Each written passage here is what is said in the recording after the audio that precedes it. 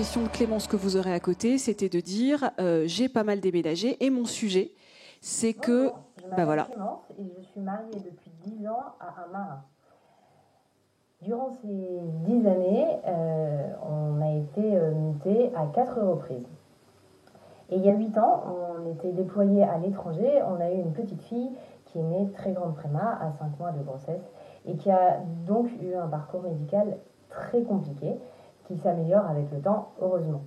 Ceci étant dit, il a fallu rentrer en France avec cet enfant qui était très médicalisé, suivi par plus de 5-6 spécialistes, avec des soins hebdomadaires pour l'aider à grandir bien correctement. Et le retour en France a été administrativement extrêmement difficile.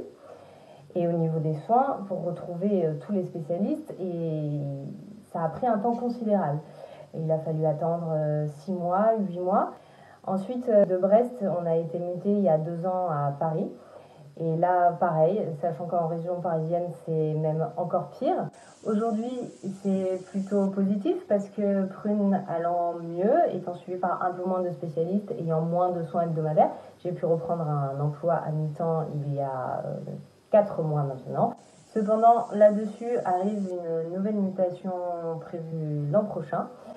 Et je me pose dès à présent la question de savoir comment je vais pouvoir transférer tout le dossier médical et le suivi de Prune dans cette nouvelle affectation, tout en gardant un équilibre familial et en réussissant à conserver mon emploi qui m'équilibre et me tient beaucoup à cœur aujourd'hui. Et je me demandais s'il existait quelque chose dans le plan famille qui peut aider dans ce genre de situation, ou s'il existait un partenariat médical armé qui pourrait aider les familles lors des mutations. Merci à Women for Cis de m'avoir donné la possibilité de témoigner et au revoir.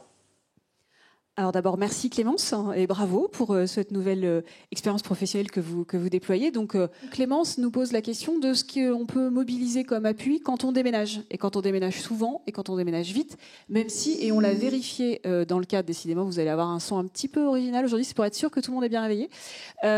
Si le ministère des Armées, comme vous le savez, a eu une volonté forte d'améliorer en fait les conditions de prévenance en fait des départs en mutation. On a tiré les compteurs il y a quelques jours et donc plus de 80% des mutations se font avec un délai de 5 mois et une volonté d'adapter au plus juste besoin les mutations dans le respect des contraintes évidemment opérationnelles. Donc dans ce temps pour s'adapter d'une mutation à l'autre, sur qui peut-on compter? Alors le temps de vous laisser réfléchir parce que vous avez découvert la question, je vais me tourner vers Madame Bruguera pour dire finalement sur qui je peux compter comme ça, quel que soit mon sujet. Quel que soit votre sujet qui concerne votre vie personnelle, vous pouvez compter sur les assistantes de service social. Les assistantes de service social, assistants ou assistantes. Hein. Alors parfois je dérape un peu, mais il faut dire quand même que la profession est nettement féminisée. Donc ces assistants de service social sont des professionnels de l'accompagnement social. Vous les trouvez sur tout le territoire puisqu'elles font un accompagnement social de proximité. Il est très simple pour les trouver leur contact. Hein. Vous allez sur le e-social, vous rentrez. Qu'est-ce que c'est le e-social? Le comment je l'attrape? C'est une plateforme, si je puis dire, où il y a toute l'information sociale. Des prestations d'action sociale, toute l'offre de services de l'action sociale des armées et du ministère des Armées. Donc là, sur ce site-là, vous rentrez le code postal du lieu d'affectation de votre conjoint ou de votre conjointe et vous avez les coordonnées de l'antenne d'action sociale avec une assistante ou un assistant de service social et j'ajouterai aussi un agent d'accueil social et d'accompagnement du numérique. Donc vous trouvez les coordonnées, le e-social, vous avez accès sur les smartphones, les tablettes, un ordinateur. Et là, vous me dites une assistante sociale, ça veut dire qu'il faut que j'ai un gros problème ou elle peut m'aider pour des choses simples et pas... Des choses tout à fait simples, comme la recherche, simple, un mode de garde, ce n'est pas toujours simple de trouver un mode de garde.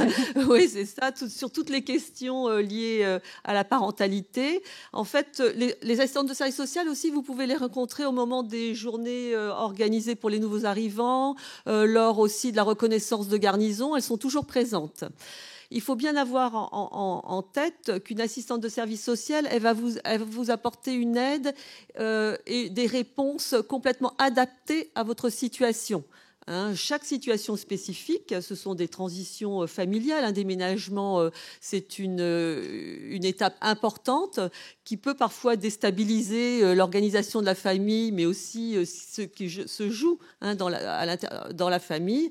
Et les assistantes de service social vous apporteront une réponse adaptée, de l'information, du partenariat. Elles connaissent très bien le tissu social, le territoire sur lequel elles interviennent, les institutions, les partenaires, et elles mettent en œuvre un ensemble de dispositifs, qu'ils soient nationaux, interministériels, et les dispositifs ministériels qui sont quand même très importants. Donc, quand j'arrive quelque part, je sollicite le service social de l'armée, des armées, pour savoir à qui m'adresser, où sont les solutions de garde, y compris si j'ai un problème de budget, enfin tous ces sujets de la vie quotidienne, de la parentalité, je peux leur en parler, je ne vais pas les déranger en fait.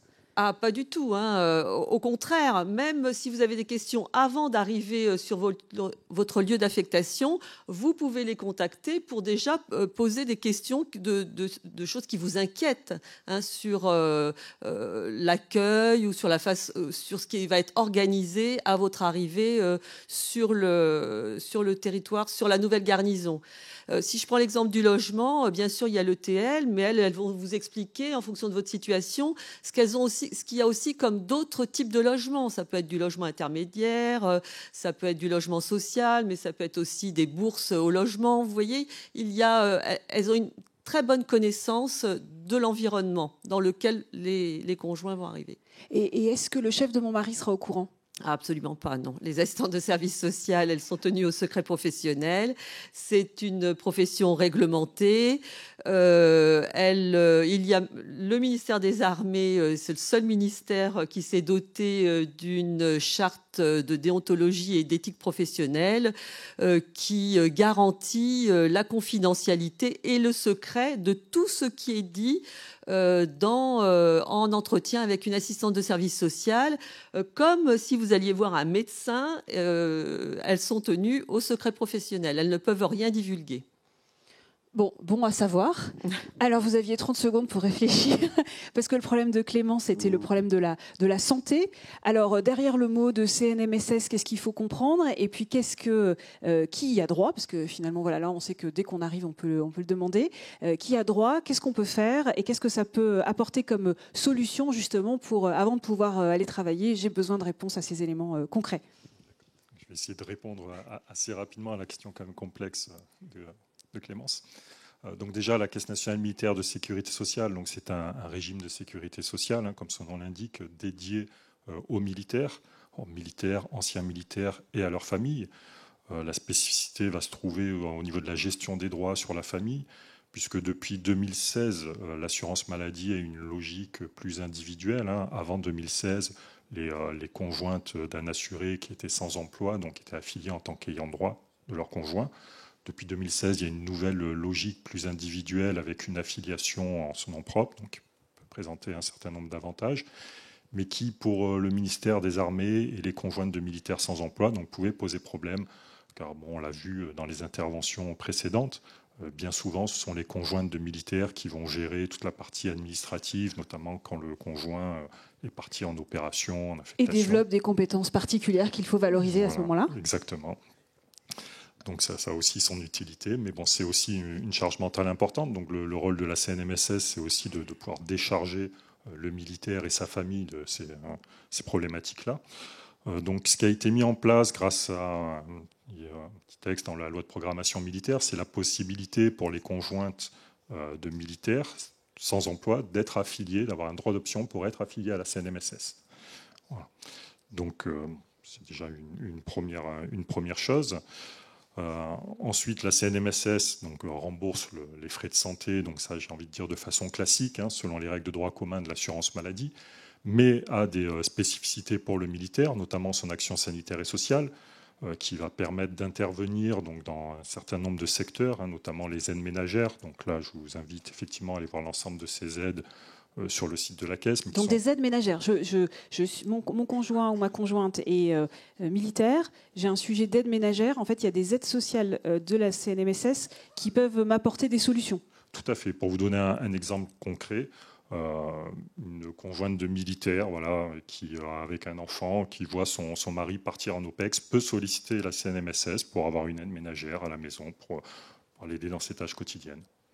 D'accord. Et alors sur l'histoire de trouver un médecin.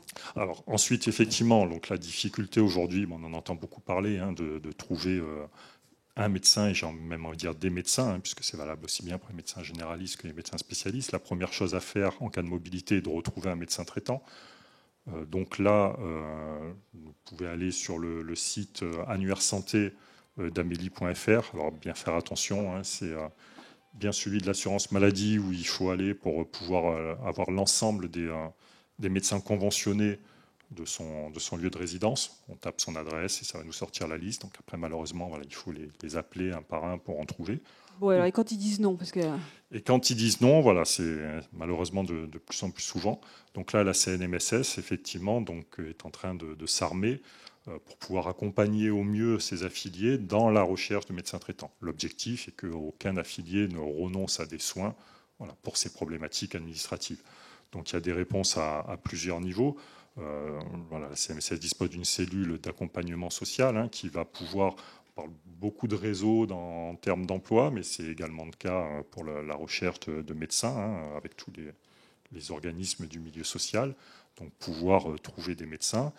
Et il y a une action aussi qui va être mise en place dans le cadre du plan de fidélisation des armées, où la CNMSS est engagée à trouver des médecins conventionnés avec des médecins dans chaque département qui s'engageraient à avoir un certain pourcentage de patientèle au sein de la population militaire. Donc ça, c'est ce que le ministre vous a demandé de faire et vous êtes en train de travailler dessus, donc ce n'est pas complètement accessible, voilà, mais c'est ce que le ministre vous a demandé. Alors justement, vous avez plein de questions en disant finalement, est-ce que les assistantes du service social peuvent répondre aux questions sur les séjours à l'étranger? Je vous dis tout de suite oui, et rendez-vous sur la séquence tout à l'heure qui sera dédiée à je pars, je reviens de l'outre-mer et l'étranger. Donc vous aurez donc justement la mention de social. On me dit, mais ce serait drôlement pratique qu'il y ait un seul lieu où récupérer toutes les infos. Et donc j'ai envie de changer un peu l'ordre et de dire merci. D'abord, merci à ceux qui me posent cette question parce que le point qu'on voulait vous montrer précisément, et là je compte à fond sur la régie pour être sans couture, c'est justement FDA. Alors quand on ne sait pas ce que ça veut dire Famille des armées. Et je vous propose de découvrir ce que ça représente si ça marche. C'est fait, l'ordre de mutation est arrivé et nous déménageons. Ma conjointe va devoir démissionner, il va falloir trouver un logement, une école et une solution de garde pour les enfants. Cette année, le budget est un peu serré et un bon plan vacances serait le bienvenu. C'est l'heure de ma première mission. Comment estimer mes primes et ma solde? Quel papier dois-je préparer? Pas de panique, le site Famille des armées est là pour vous aider. Accessible sur smartphone, tablette et ordinateur, Famille des armées est le premier réseau social des militaires, civils de la défense et leurs familles. Vous y trouverez toutes les informations fiables et pratiques à portée de clic sur un site unique. OPEX, mutation, déménagement, garde d'enfants. Vous ferez aussi de nombreuses économies en accédant à la billetterie du Pass Culture Loisirs Défense. C'est enfin une communauté solidaire qui vous accompagne dans toutes les étapes de la vie militaire sur un espace sécurisé d'échange et d'entraide. Rejoignez la communauté numérique des armées. Eh bien, merci. Je pense que ça a le mérite d'être clair. Ça permet... Alors, j'essaie de faire un retour arrière. Voilà. Ça a le mérite de vous dire, oui, il y a un nouveau dispositif qui vous permet d'avoir toutes les infos en première entrée. Comme certains d'entre vous connaissent peut-être aussi la maison numérique des blessés, qui permet de rassembler aussi toutes les informations qui concernent le parcours du blessé. Alors, Famille des armées, ça fait partie du programme du plan famille, notamment. Je vais vous proposer peut-être, Madame la Contrôleure, de nous préciser peut-être les autres éléments sur lesquels on peut compter pour justement être en posture d'aller chercher un emploi, puisque c'est notre sujet aujourd'hui, puis on complétera sur Famille des armées. Bonjour à tous et merci d'être aussi nombreux. Je ne connais pas le nombre de personnes dans les fan zones, mais quand même, on est un certain nombre déjà en salle. Concernant le plan famille 2, dont je suis la directrice de projet depuis quelques mois, c'est un très très gros effort du ministère en direction des familles afin de renforcer la fidélisation de nos troupes. Quand je dis nos troupes, ce ne sont pas que les militaires, mais également les civils. Pour revenir effectivement à ce qui nous rassemble aujourd'hui, l'idée c'est de permettre aux conjoints de travailler. Et pour pouvoir travailler, il faut s'organiser. Il y a une véritable organisation préalable avant de se lancer. Et on va dire qu'on a vraiment 3 étapes dans cette organisation. Je dirais arriver, s'installer et s'orienter. Donc pour l'arrivée, je vois qu'il y a une question. Effectivement, il y a la question du logement qui est un peu fondamentale tant qu'on ne sait pas où on va atterrir. Le reste est un peu accessoire. Donc pour cette dimension logement, dans le plan famille, on met en place le dispositif Mutation qui est à l'heure actuelle en expérimentation pour aider de manière conjointe, c'est-à-dire que quand vous allez changer de lieu de vie, vous avez les établissements territoriaux du logement qui vont vous aider de leur côté. Mais également, pour l'instant, le dispositif n'est ouvert que pour les retours d'outre-mer et d'étrangers, mais il sera l'année prochaine généralisé pour qu'une entreprise fasse éventuellement les visites à votre place et vous êtes dans plusieurs types de démarches. Ensuite, on a le déménagement avec, à partir de cette année, le dispositif de mise en place du zéro reste à charge avec les plateformes multidéménageurs. Pour vous aider à vous installer. Et donc, pour l'installation, dans l'installation, il y a la partie garde d'enfants. Garde d'enfants et scolarité, avec plus 25% de places en crèche ministérielle depuis 2016. Donc, un gros effort du côté action sociale et de l'IGESA en ce sens. Et on continue puisqu'on a 18 crèches qui sont prévues d'ici à la fin de la LPM. Également l'engagement assistante maternelle qui va être relancé à partir de la fin du mois, donc au début du mois de juin, ce type d'engagement pourra se faire. Ensuite, la sensibilisation de l'éducation nationale, donc tous les directeurs d'écoles et autres, sur la nécessité d'accompagner en fait les inscriptions parfois tardives des enfants de militaires, puisque parfois ce n'est pas juste pour le plaisir qu'on inscrit nos enfants plus tardivement que la normale. Et enfin, s'orienter. Et là, donc, je reprendrai un message qui a été donné dans la précédente table ronde, c'est vraiment de vous faire accompagner et d'aller vers ceux qui peuvent vous aider. Ils sont nombreux, donc voilà, l'action sociale, bien entendu, défense mobilité, très naturellement maintenant, mais également des acteurs des armées, à savoir les cellules d'information et d'accompagnement des familles, les bureaux environnement humain dans l'armée de terre, l'équivalent, donc les SCAF dans l'armée de l'air, les pôles Atlas également. Donc il y a vraiment tout un environnement et beaucoup de monde qui peut vous apporter quelque chose. Bon, la CNMSS également, c'est ne pas oublier. Et enfin, donc, pour faire une petite transition, il y a aussi l'entraide qui est naturelle entre les conjoints et les militaires et le personnel civil. Mais cette entraide, le plan famille essaye de l'aider fortement grâce à ce réseau social qui est en cours de développement, donc à savoir sa famille des armées. Et si tu le permets, je peux laisser. Je reprends. Donc tu dis, on a un sujet. Le logement, c'est compliqué, mais le ministère fait des efforts. Voilà. Il y a un sujet sur la garde d'enfants. Le ministère essaye de faire mieux. On essaye de faire mieux. La porte d'entrée, c'est soit l'assistante sociale, soit l'ASA, donc le service de l'action sociale des armées. Mais effectivement, ce qui est compliqué, c'est qu'il y a peut-être pas mal de monde, mais comment trouver un point d'entrée, d'où famille des armées. Et donc, commandant, qu'est-ce qu'il faut qu'on sache, parce que la vidéo était très claire, s'il y a 2 infos qu'il faut qu'on sache en plus, notamment comment s'inscrire, parce que ce qui est intéressant, c'est comment je m'inscris. Alors, comment je m'inscris déjà ? Merci. Alors, pour vous inscrire, vous vous connectez sur www.familledesarmées.fr. Jusque-là, ça ne devrait pas être trop compliqué. Si vous avez un identifiant IGESA, vous l'utilisez. Et parce que Famille des Armées, c'est aussi déployé par les armées, mais également par l'IGESA. Donc votre identifiant IGESA vous permet de rentrer. Sinon, vous pouvez utiliser France Connect. Donc ça vous laisse 2 possibilités. Vous n'avez pas d'identifiant, vous créez un compte. C'est la 3e possibilité pour arriver sur Famille des Armées. Donc ça, c'était pour répondre à la question de Mélinda.